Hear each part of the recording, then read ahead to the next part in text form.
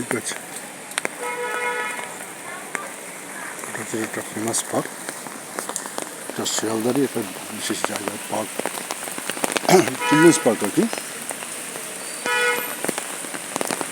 Oxygen যদি নিতে হয় তাহলে এরকম জায়গায় এসে মোটামুটি সকালে বিকালে যদি মর্নিং ওয়াক পাওয়া যায় তাহলে খুব ভালো। আজকাল তো শহরাঞ্চলে সব বেশিরভাগ জায়গাগুলোতেই বাসযোগ্য হলেও নিঃশ্বাস প্রশ্বাস নেওয়া মতো তো যোগ্য জায়গা নয়, কারণ সব জায়গায় আগে যেরকম একটা ডিস্টেন্স ছিল বাড়িঘরের মধ্যে সেই ডিস্টেন্সটা তো এখন নেই। বাড়িঘর হয়ে গেছে গলিতে পরিণত হয়েছে। তারপর লোকের প্রাকৃতিকভাবে যে সৌন্দর্যায়ন, সবুজের দিকে তাকিয়ে যে আনন্দ পাওয়া যায়, পাতার ভাষা, গাছের পাখির ভাষা, এগুলো মানুষ প্রায় ভুলে গেছে। কারণ মানুষ ব্যস্ত জীবনে এখন একটাই সব কিছু টাকা।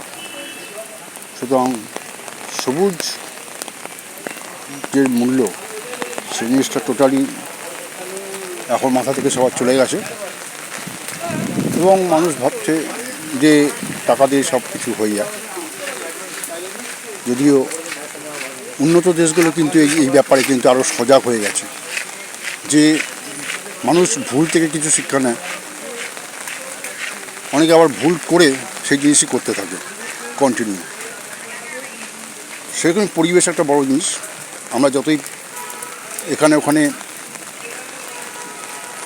বিজ্ঞাপন দিই এবং যতই আমরা ক্ষণিকের জন্য কোনো কিছু পরীক্ষায় পাশ করার জন্য আমরা একটা উদ্যোগ নিই, কিন্তু তারপর আর সেটা বাস্তবায়িত হয়